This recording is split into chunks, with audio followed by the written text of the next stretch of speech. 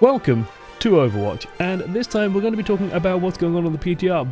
But before we begin, this video is sponsored by an app called Oversumo. So for full disclosure, the next minute or so will be a paid promotion by Dojo Madness, the company that makes the app.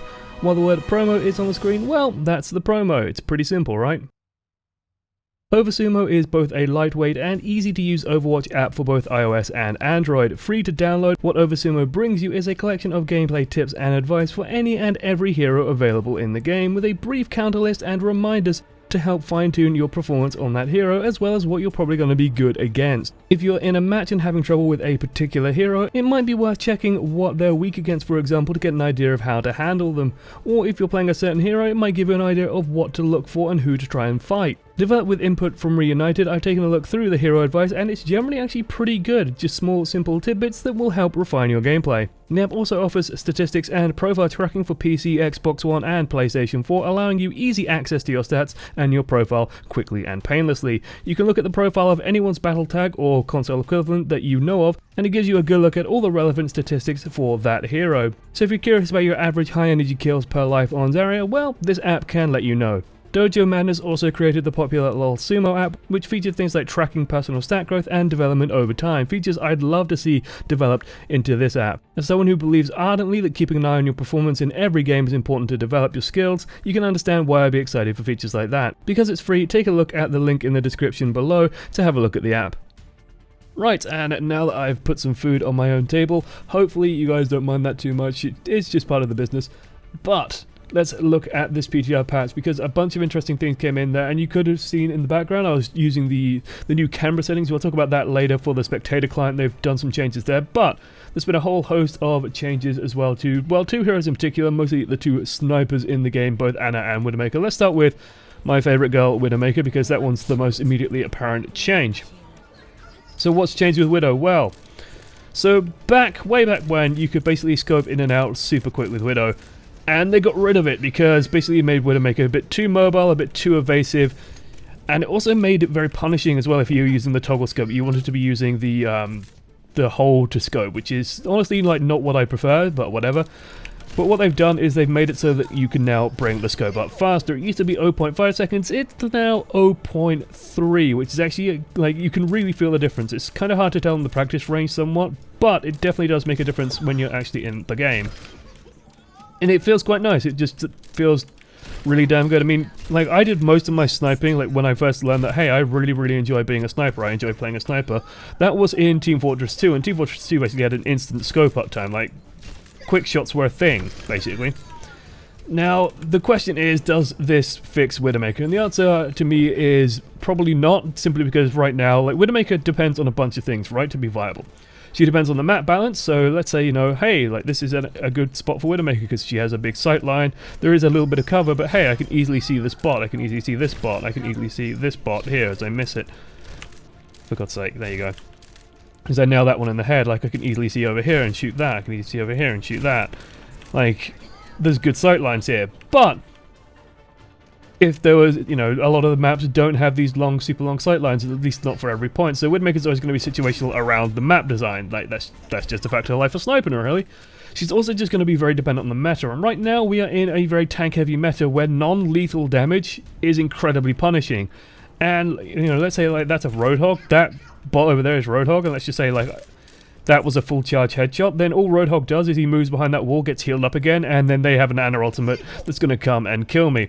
So unless the meta shifts back more to squishier targets and back more to DPS, Widowmaker's not going to be viable for a little while. Like, she's still a okay pick at certain locations. If you're super good with Widowmaker, you can definitely make a difference where on points where Widowmaker is strong, like Anubis.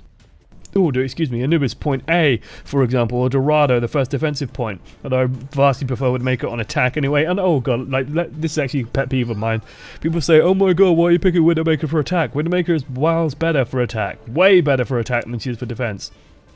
What she lets you do for attack is you get a quick pick, and then you can force the issue and go in and just start a fight. When you're defending, you get a pick on them, they just back off. And they wait a little while. And sure, that can buy you some time, but it's not really effective time, because then they do this and they hard counter you. Like, that's all the attack, the defense needs to do, sorry. Oh, sorry, that's all the attack needs to do, and Winston's not a bad attack option if they so desire, especially in this meta. But let's talk about the queen of the meta. Let's talk about this girl. Let's talk about Ana. So, what's the deal with Ana? What has changed with Ana? Well, two things have changed with Ana. First and foremost, her ultimate charge rate is now 20% slower. That sounds dramatic, but when you consider how fast Ana ult charge, it's really not that much still. Like, it will still charge pretty quickly on these guys, for example. So these guys have 200 hit points. Let's let them whittle down a little bit, and we can actually do some empirical testing here. Come on, a little bit more. Okay, there we go. This will do. So I'm on 35. So I healed for about 170 there and got about 15% charge. So extrapolate from that. So 15 fits 6 and a bit times into 100. So 170 times 6 and a bit, 170 times 6. That's going to be about 102. So it's about 1,000 healing that you need. About 1,100 healing-ish, which isn't still that much. It might be a bit more, it might be a bit less. You can probably find it on the oversheet to be precise, but it's still not, honestly, that much to get the ultimate, especially when you're playing it right, and especially when you're playing with tanks and stuff that just stand and take some damage, and then you just heal them up as they just retreat safely. It's an easy system to abuse, basically, with the Ana, and the Ana heals so fast that you can't really burst anything down. So does that really nix Ana? I probably don't think so, actually. Just with the way that teams are playing it, they're now playing to it's almost like an abusive thing, and I don't mean that in the sense that, oh, it's totally broken and OP, but it is like, it's baiting the game system where you run these big targets that are difficult to kill, you just absorb some damage, you back off, and then you charge the ultimate without really being punished for it.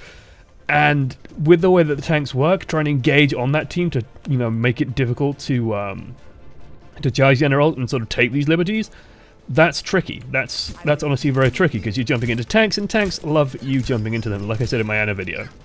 Now, they've also buffed Ana a little bit, which is they've increased the splash radius on her biotic grenade. So this has now got a 4-meter radius, which is super nice, because the biotic grenade is one of the fiddliest things to use. And like I said in my video, if you're going to change Ana, you're probably going to want to buff the biotic grenade in some way, just because if she doesn't have the ultimate advantage, if she doesn't have that huge ulti swing or ulti boon, then she's not going to get picked at all. Like, she's just not as useful after that as Zenyatta and Mercy. So she's just not going to get used, unless her ultimate is huge and game-changing. Now, does this fix Ana? No, like I said, it's not enough. They have done one final change. It's actually kind of a cool change, which I can't actually show here, but what I can do is I can jump into a bot game and show you there. And actually, while we're on this screen, I can actually show you some cool features as well. So, for example, you can now name teams, which is super nice, and it appears when you are spectating, it appears basically over the team name. So, you know, let's live out the dream, right? I'm a member of Reunited. That's Rogue, for example. Then let's add all the AI. So let's set them on hard or whatever. And so we have our team. Let's get rid of that Ana. So we edit the bot, and let's have McCree, whatever. What do we got here? Yeah, this will do. Okay, so we've got a custom game. Just going to set it up. I should have actually cancel settings. Ultimate charge. Rate modifier, 200%. Okay. So this is just to show off the cool new feature. It's such a cool new feature as well. Like, I was genuinely impressed that this has just been slapped into a PTR test thing so quickly. I'm actually impressed. Well, it's interesting to me because you'd think that, hey, they would have this on the vanilla game. So why should you... What am I talking about? Well, what I'm talking about is they've got new voice lines in the game, which is really, really cool. And hopefully I can do some hard cutting just to get you those voice lines as I charge my ult quickly. So what's super cool is basically now whenever I put my Ana ult onto someone, they have like a friendly and offensive voice line. So let's put it on McCree. And unfortunately, just fucking typical, when I did that, there was a million and one other voice lines happening. So yeah, that was lovely. So I actually found when trying to record that was too much of a clusterfuck, so I've just decided to put one enemy bot in there instead of having like a million. So my ultimate is now ready. I'm going to wait for the Roadhog to come out and then die, because I don't want any interruptions. And I want to hear these voice lines, because I haven't heard them all, and I think they're probably going to be pretty cool. Go to sleep. Okay, so let's hear what Reaper has to say when I nano boost him. You're powered up. Get in there. There you go. So you get these nice voice lines now when you trigger it, and the enemy team gets to hear them as well when he's... Like, it's a separate voice line, like normal ults, for example. You just get a separate voice line for friendly and offensive ultimates. So Reinhardt, for example, shouts like, "Ready or not, here I come!" And it's absolutely impeccable. Really cool feature. It's going to let you know that the nano boost is coming a little bit earlier and just be a bit more of a dramatic warning system that, hey, this is coming, you better be ready for it. And hopefully you will be ready for it a little bit more with the patch change to how it works. Lucio, friend, what do you have to say? You're powered up. Get in there. There you go, he's unstoppable. So yeah, there's going to be unique voice lines for everyone. I might do a video just trying to get all of them done. We'll just record it quickly with a friend rather than trying to do this silly system. But yeah, you get an idea for how cool that is. Like, that's just a nice feature. I rather like it. Also, one final change is that, well, at least gameplay change-wise, is that Junkrat's Riptide now comes out faster, so I can do this a little bit quicker. And honestly, like, it's not the biggest difference in the world. It might make suicide tires a little bit more viable, so, you know, just when you're trying to kill yourself and everyone around you. But it's a nice little change, a little quality of life change. Not really going to have that big an impact on Junkrat. Junkrat, again, in this meta, is a lot of noise but no results. Like, he does a lot of splash damage but doesn't really get anything out of it. So is very difficult to actually use effectively. He might feel great, might sort of play great, but at high level play, man, he can be a huge liability, so you got to be so careful with him. Otherwise, final thing we're going to take a look at is this new profile. So this is actually like PTR profile, so yes, like that's what I got in PTR when I last played it. But this is so much nicer now. It has just color. Like, look at this color. Oh my god, it's beautiful. It's absolutely shockingly beautiful. Isn't that cool? I think that's so cool. That looks so nice. You can see current competitive season. So here's the stats on the current competitive season. Here's the stats on competitive season 1. So much Mercy played. So much Mercy. That was when we were playing as the 6 stack of YouTubers. But the entire UI just looks so much nicer. So it tells you competitive season 1. This is, you know, what happened in season 1. Current competitive season. It's super clear on what's happening and where everything is and how it all looks, and just like all these stats look so much nicer. Everything looks nicer. Everything is cleaner. You can quickly jump on a Reinhardt, for example. It looks so good when you do that. Holy shit, this UI is so much nicer. And I imagine this is just one of the things that they're going to keep polishing. And also, it's just, I don't know about you guys, but I like having changes in UI every now and then. It spices things up. Like, this might not be the most impressive thing in the world, but hey, it's pretty cool. I'd still like to be able to sort of filter and see, like, just get this, I don't know, a little bit cleaner, so it's not just like a wall of information, but have, you know, another option that has just, you know, like wins, and it just gives you results based on wins, or has, I don't know, accuracy, or per game as well, like, rather than just splitting it all up, so like damage done and then damage done average. Why not just have like averages and then just totals, like in a drop down or something, just to cut down on all this information, because this isn't the most useful thing in the world. That and just like totals are like a novelty. They're interesting, but they're not as useful as these average values or these record values either. Like, these ones are pretty cool as well. And yeah, that's about it for the PTR. So what is going to happen to the meta? In my opinion, probably not much. Widowmaker is a little bit more viable and in a little bit of a better place, but unless the meta swings to favor a bit more, not really going to see much difference. You can argue that you can try and use Widowmaker to snipe the Ana, but really the Ana is just going to reposition and be a bit more careful, and then the Widowmaker is just going to be invalid and not really as useful as possible.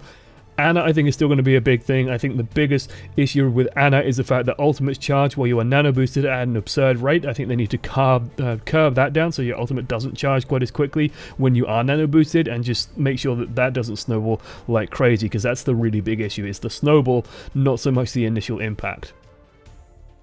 But thanks for watching to the end. Thank you as well for putting up with the sponsored message at the front of the video. Hope you guys didn't mind that too much. Hope you guys understand and appreciate why it's there, and also, like, I wouldn't advertise anything that I didn't think wasn't useful, so hopefully that wasn't too big of an issue. Let me know if, like, you have any major objections towards that kind of thing as well. It's just this one-off video, so don't worry about it too much. Otherwise, let me know what you guys think about the PTR patch coming in. What do you think should also be changed? What changes you would like to see? Oh god, how could I forget actually? One final feature, one final amazing feature. I will show you in a second. So we got our custom game here. We have a high noon showdown on Hollywood going into spectators. And this is honestly like the coolest thing in the world. This is long overdue as a feature. This is so important, so vital. Holy shit, I can't believe it took this long to get this in the game. So we're loaded into the game, nice and lovely. And I'll cut ahead so you don't have to wait for all this time. And actually, while we're here, like, let's go over this in detail. So you might notice that like the camera motion is super smooth. To do this normally before, I'd have to get my controller out and I'd be able to do it there. Right now they've added this thing where the camera just has like a lazy swing to it now. So it doesn't actually follow your mouse movements on a one-to-one basis. It basically just sort of trails behind your mouse a little bit in a very smooth motion. This might make you a bit motion sick if you aren't used to it or you aren't in control of it. So I think some care is going to be needed when you're using this camera. But it is super nice to use. It's so easy to get these sort of graceful panning shots as well, and you can slow down the camera as well, like you could do this before. And just before we begin, like you can see in the bottom left corner, just above McCree's name there, you can see that that's his team name, and I can do the same for this guy as well, so he's on Team Cowboy. Now, what's the super cool feature that you might have heard me rambling about? Well, the super cool feature is this. So let's say that these McCrees, they're coming out. This is a super intense, high-action game. Everything's to play for. Oh my god, there's money on the line. And oh Jesus, I can't believe this is a major tournament land, but oh no, someone has disconnected. Oh no, it's horrible. We're just gonna have to play it out. Like, that's how tournament rules work right now. You just gotta play it out as McCree dances back and forth in victory. Holy shit, what a BM McCree that guy is. But we're gonna have to just play it out and hope that this guy can reconnect. Oh no, wait, we now have a pause function. During pause, even I as the spectator can't move around, so I can't do anything while in the pause screen. It's just completely locked down from what I can tell. Projectiles and everything just stay in the air. I should have perhaps put a fire out in there just to show that off as well. But we have a pause function. We actually have a pause function in the game. Holy shit, it's about goddamn time. It just ends those awkward moments when someone does disconnect in a game, and we could just have, all we could do is wait and just jokingly say, Blizzard, please put in a pause. Now we don't have to do that anymore. We actually have a pause function. Oh! Duel the flashbangs, and McCree to, I think, on Team Cowboy, he goes through and takes the victory. But yeah, thanks for watching to the end. This has been a look at the PTR features. I'm probably, you know, more excited about the Spectator features than anything. Just this new camera is really, really goddamn nice. We might get a little bit more third-person cameras, just a little bit less awkward to use. And honestly, I think as Overwatch develops, third-person camera is going to become more and more important. Don't get me wrong, first-person camera is definitely great to have in team fights, but especially like the initiation and the wind down of a team fight, I think third-person camera is going to be the future. Like, I think just being able to see the overview is super, super vital. Holy shit. As the AI sort of bugs. There we go. But yeah, let me know what you guys think. Let me know what you guys would like to see changed as well in the coming days. And anything that you guys are having trouble with as well for the BTR changes might be able to address and fix. Toodles.